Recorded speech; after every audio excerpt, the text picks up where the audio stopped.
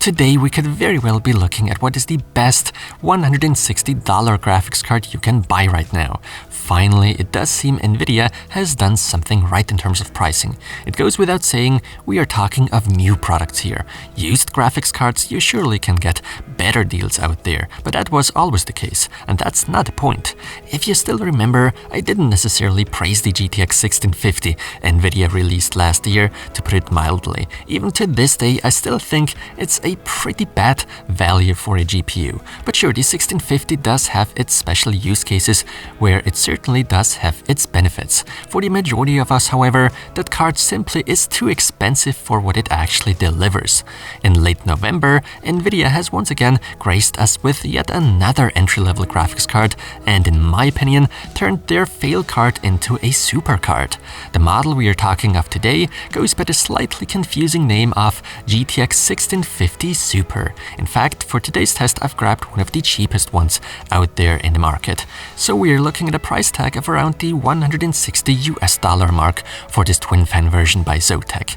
And don't let the naming confuse you, the Super part does bring lots of extra performance to the table. We are pretty much talking of a GTX 1650 on steroids. But is performance good enough here? What do $160 get us, and would it possibly be wiser to spend a little more money? All that we'll discuss in today's video. Yes, I'm fairly late once again.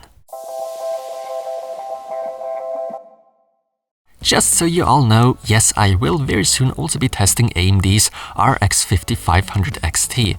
I'm slowly making progress to get rid of the pure chaos in my video schedule, which isn't necessarily easy when there's new hardware coming out that I want to review, obviously. At this point, I'd like to thank the kind Georgios from the German PC hardware shop named Equipper. The shop is helping my channel out quite a bit by not only selling me the stuff for a tiny bit cheaper, but mainly getting me the products faster and being quite reliable actually.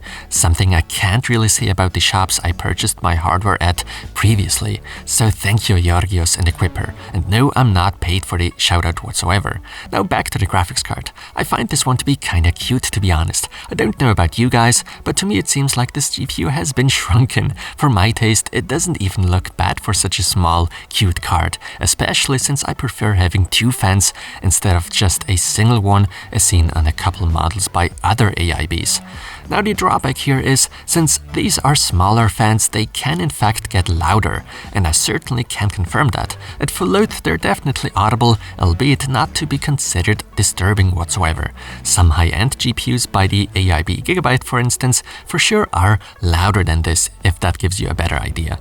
Furthermore, there's no semi-passive cooling option available. Even at idle, the fans keep spinning, albeit at a lower fan speed, which makes the card inaudible. Obviously, in this price range, we can't necessarily expect a metal backplate, and to be honest, such isn't needed here anyway. This graphics card measures in at a length of 159mm and therefore fits nicely even into smaller cases. And depending on the case, the positioning or rather orientation of the 6-pin PCIe power connector, it's either a huge advantage or a huge drawback. Even in terms of lighting, we can't expect anything on here. This is simply supposed to be a budget-oriented graphics card. Not all of us actually want to or are lucky enough to be able to purchase one of those epic FPS beasts in the higher end range. So that's where the question arises, how much performance does today's GTX 1650 Super actually offer? Can you game halfway decently with it? The specs provide us with interesting insights. Unlike it's the case with the regular GTX 1650, the Super variant doesn't make use of the TO117 GPU, but instead features the TO116, which can also be found on the GTX 1660 and 1660 Ti, as well as 1660 Super. Furthermore, Nvidia does grace us with a memory type upgrade over the 1650. GDDR5 turns into GDDR6 in this case, although the capacity of 4GB remains the same, unfortunately.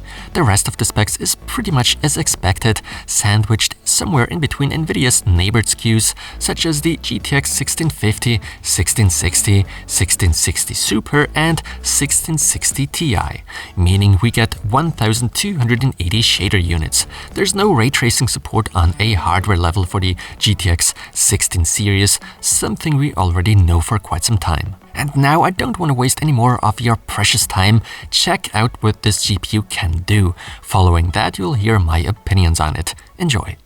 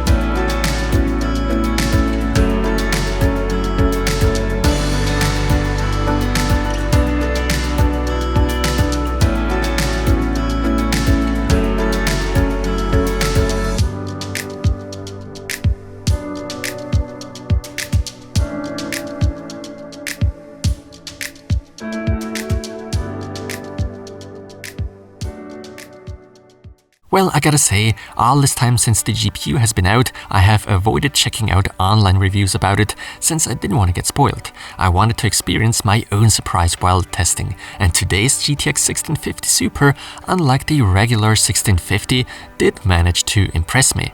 While the offered performance admittedly is nowhere near perfect, it sure is pretty damn good. Most game titles at maxed out graphics settings at Full HD 1080p are very playable with roughly 60 FPS on average. I repeat, we are talking of maxed out graphics. For WQHD 1440p, the performance obviously at such high settings isn't high enough. What you could do to increase the frame rate is lower these settings, although I highly doubt someone paying $160 for a graphics card actually owns a 1440p monitor.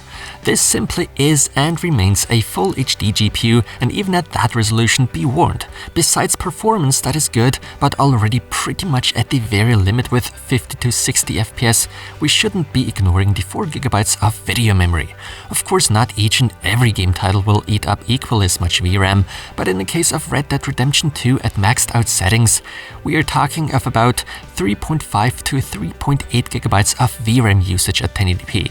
There are hardly any reserves left for future or even some of the games that are out now. This is something we all should keep in mind before getting too hyped up about it all. But still, with 4GB we surprisingly get a good experience in most games. During my test runs, I didn't experience any memory-related hiccups or stuttering whatsoever, so one could say the 1650 Super is close to the GTX 1660. While I would have hoped these two cards would end up being up there at the same performance level, for the most part the 1660 is still the faster one out of the two. But it's not a big deal because at $160 there's not much you can do wrong here. Nonetheless, I can't mention often enough how confusing and partially ridiculous I find the current Turing lineup by NVIDIA. To me, it almost seems we get a new NVIDIA option for every $5 we spend more or less.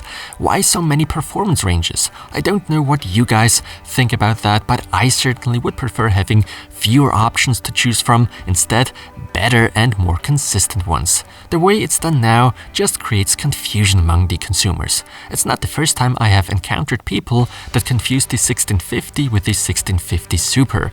Many actually do think these two are the same card, while in reality the performance numbers couldn't look any more different.